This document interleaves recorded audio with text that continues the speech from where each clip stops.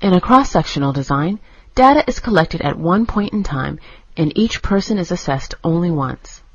The information gathered can include disease outcomes, risk factors, demographics, and a variety of other information types. It is used for describing the frequency of health characteristics in a population as well as determining relationships between characteristics and other variables. Conceptually, you can think of it like a snapshot study. It can be compared to a still photograph because it describes particular groups of people at a single hypothetical point in time. Here is a diagram of the cross-sectional study design. Exposures and health outcomes are measured at the same time. Everything under the bar is measured at that one point in time.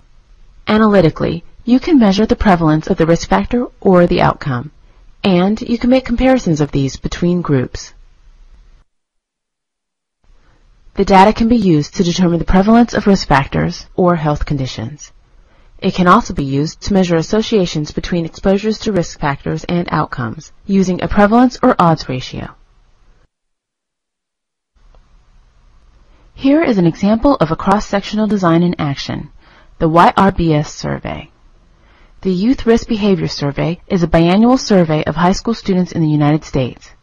During one class period, students complete the survey, recording their responses directly on a computer scannable booklet or answer sheet. The survey includes almost 100 items assessing demographics, health risk behaviors, obesity, and other health-related topics. The graph here presents results from the 2007 survey regarding drug use before age 13 years, stratified by sex. This is an example of prevalence measures of health risk behaviors from a cross-sectional study.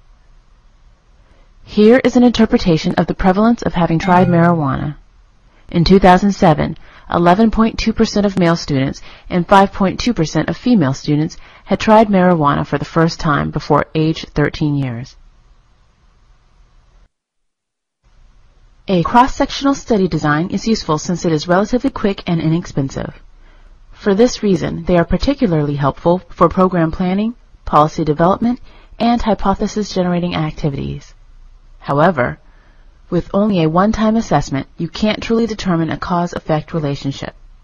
The temporal relationship between exposure and outcome is not established when they are measured at the same time. The cross-sectional design can only determine an association and therefore cannot predict risk of future events.